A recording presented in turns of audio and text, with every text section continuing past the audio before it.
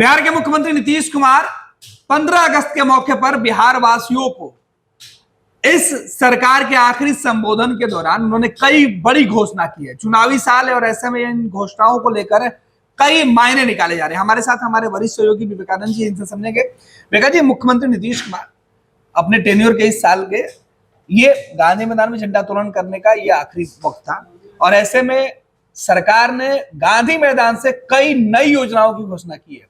इसका चुनाव पर कितना असर पड़ेगा और बिहार के लोगों को कितना फायदा होगा इससे? देखिए, यह सही है कि अब चुनावी वर्ष है। चुनावी आने वाले कुछ महीनों में बिहार में चुनाव होंगे। अक्टूबर नवंबर महीने में चुनाव संपन्न करा देंगे और नवंबर महीने में नई सरकार का गठन हो जाएगा। 15 अगस्त है और आज मुख्यमंत्री नीतीश कुमार की इस 2020-2025 के का जो कार्यकाल है उसका जो अंतिम झंडोत्तोलन का कार्यक्रम हुआ आज उन्होंने किया है।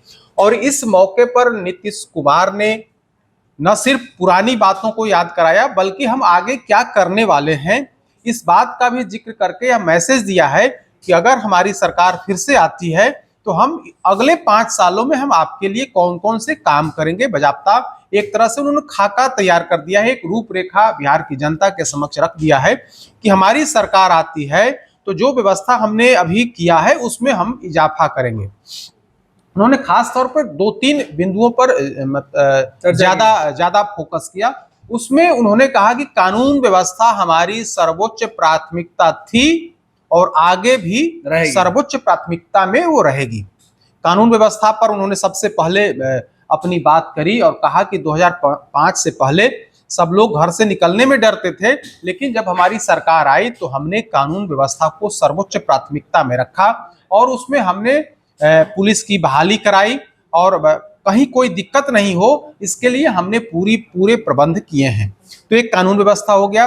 दूसरा जो महत्वपूर्ण पहलू उन्होंने जिक्र किया, उन्होंने शिक्षा का जिक्र किया और शिक्षा का जिक्र करते करते उन्होंने शिक्षा को नौकरी से जोड़ दिया। तो शिक्षा उन्होंने कहा कि हमने स्कूल तो बनाए ही, +2 विद्यालय बनाए ही, हमने शिक्षकों की नियुक्ति कराई। उसमें हमने पहले नियोजित शिक्षक कराए, फिर नियोजित शिक्षक को हमने सरकारीकरण किया। बीपीएससी से हमने अस्थायी सरकारी शिक्षकों की बड़ी लाखों की संख्या में हमने नियुक्ति कराई। तो उसके माध्यम से हमने बिहार के नौजवानों को हमने रोजगार दिया, सरकारी नौकरी दी। पुलिस में हमने बड़ी संख्या में बहाली करा करके हमने कानून व्यवस्था तो सुदृढ़ किया ही, हमने उसमें 35% महिलाओं को आरक्षण दे करके हमने महिलाओं को सरकारी नौकरी के दरवाजे खोले। तो एक कानून व्यवस्था हमने सुदृढ़ किया और उसके बाद जो नौकरी दे करके हमने बिहार के नौजवानों, चाहे वो महिला हो या पुरुष हो, हमने उनको नौकरी दी। तीसरी जो महत्वपूर्ण बात कही उन्होंने कि उनको लगता है नीतीश कुमार को कि उद्योग बिहार में स्थापित नहीं हो रहे हैं। उद्योग और रोजगार पर उनका फोकस आज के इस भाषण में था। उन्होंने उद्योग को लेकर के बड़ी घोषणा की, नौकरी को लेकर के तो बड़ी घोषणा की ही, नौकरी और रोजगार को लेकर के कि हम अगले 5 सालों में हम 1 करोड़ लोगों को हम नौकरी या रोजगार जो है वो देंगे। उसमें यह भी उन्होंने जिक्र किया कि जब हम जातिगत सर्वे हम लोगों ने कराया तो उसमें 94 लाख परिवार जो है, चाहे वो अगड़ी जाति का हो, पिछड़ी जाति का हो, दलित हो, महादलित हो या फिर अल्पसंख्यक हो, सबको मिलाकर के 94 लाख ऐसे परिवार हुए जो गरीबी रेखा, जिनकी आय अल्प आय थी। तो वैसे लोगों को हमने चिन्हित किया है और उसको हम लोग स्वावलंबी बनाने के लिए सरकार काम कर रही है और उसको हम लोग स्वावलंबी बनाने के लिए जो आर्थिक सहायता है 2-2 लाख रुपए हम लोग उसको देंगे और अगले 1 साल में जो है अगले में उसको हम लोग 94 लाख परिवार को हम वह राशि दे करके उनको हम रोजगार में गरीबी रेखा से ऊपर उठाएंगे। तो 94 लाख परिवार को गरीबी रेखा से ऊपर उठाने को लेकर के नीतीश कुमार ने बड़ी घोषणा की। उन्होंने एक और बड़ी घोषणा की, क्योंकि आप देखेंगे कि तेजस्वी यादव लगातार युवाओं पर फोकस कर रहे हैं, युवाओं को नौकरी रोजगार की बात कर रहे हैं, परीक्षा शुल्क माफी की बात कर रहे हैं। तो नीतीश कुमार ने जो पूर्व की बात जो घोषणा कर चुके हैं उस पर बहुत ज्यादा फोकस नहीं किया। उन्होंने कहा कि हम नई घोषणा कर रहे हैं, हमने जो पहले घोषणा की उसको हमने लागू कर दिया, चाहे वो बिजली बिल की बात हो या फिर वृद्धजनों के पेंशन, विधवा पेंशन या फिर कई अन्य जो घोषणा हमने तो उसको लागू कर दिया है। कुछ नई घोषणा हम करने जा रहे हैं और उस नई घोषणा में नीतीश कुमार ने एक बात बड़ी घोषणा की, उन्होंने कहा कि अब बिहार में जितने भी प्रतिभागी जो प्रतियोगिता परीक्षा में शामिल होना चाहते हैं, जिन्होंने फॉर्म भरेंगे, उसका फॉर्म जो शुल्क है, वो शुल्क अब सिर्फ 100 रुपये रहेगा। अगर प्रारंभिक परीक्षा में अगर आप फॉर्म भरते हैं तो सिर्फ 100 रुपया, उसके बाद मुख्य परीक्षा में कोई शुल्क जो है नहीं लिया जाएगा, यानी कि आप 100 रुपया में परीक्षा में बैठ सकते हैं। सीधे शब्दों में कहें तो जो वैसे परीक्षार्थी जो अल्प आय, जिनके पिताजी अल्प आय के होते हैं, उनको फॉर्म भरने के लिए अगर उनके पास पैसा नहीं है तो सरकार ने क्लियर कर दिया है कि आप चिंता मत करिए, आपकी चिंता सरकार की चिंता है। और सरकार ने यह निर्णय ले लिया है कि अब जो है आने वाले समय में जितनी भी प्रतियोगिता परीक्षा होगी, चाहे बीपीएससी से हो या बीएसएससी से हो या फिर अन्य जो आयोग हैं, पर्षद हैं, उनके माध्यम से जो भी परीक्षा ली जाती हैं, उन परीक्षाओं की प्राइमरी परीक्षा में, यानी कि प्रारंभिक परीक्षा होगी, उस परीक्षा में सिर्फ 100 रुपये, उस परीक्षा फॉर्म भरने के लिए आपको सिर्फ और सिर्फ 100 रुपये लगेंगे। और उसके बाद की जो मुख्य परीक्षा होगी, उस परीक्षा में शामिल होने के लिए, उसका फॉर्म भरने के लिए निःशुल्क कोई पैसा, यानी कि सरकार ने उस परीक्षा को निःशुल्क कर दिया है। सरकार अपने खर्चे से वो परीक्षा कराएगी।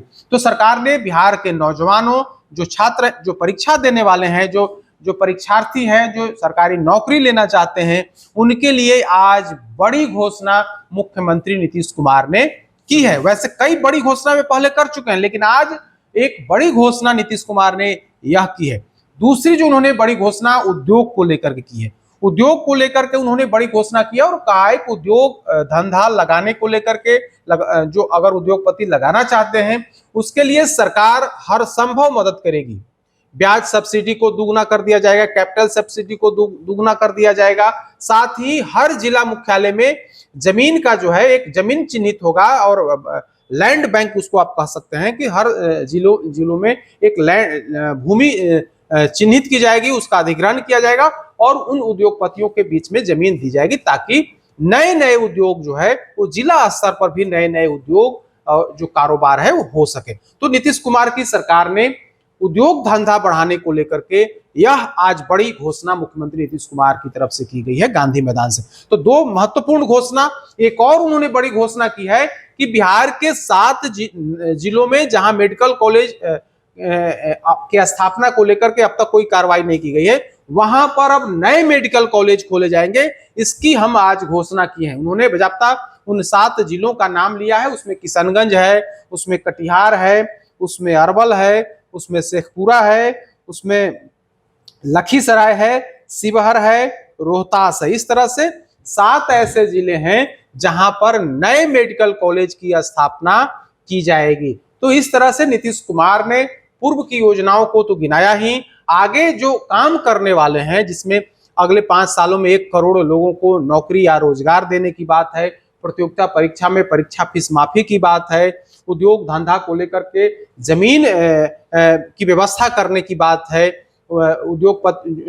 जो उद्योग धंधा लगाने वाले हैं उनको ब्याज सब्सिडी या कैपिटल सब्सिडी देने की बात है, उसको दोगुना करने की बात है, इसकी भी उन्होंने घोषणा की है। तो इस तरह से नीतीश कुमार ने नौजवानों को साधने की कोशिश की है, जो गरीब लोग हैं उनको साधने की कोशिश। एक और बड़ी घोषणा की है उन्होंने, घोषणा, और उस घोषणा का इस मायने में महत्व ज्यादा हो जाता है क्योंकि अब आने वाले समय बिहार में विधानसभा का चुनाव है और अक्टूबर नवंबर महीने में पर्व का भी समय है।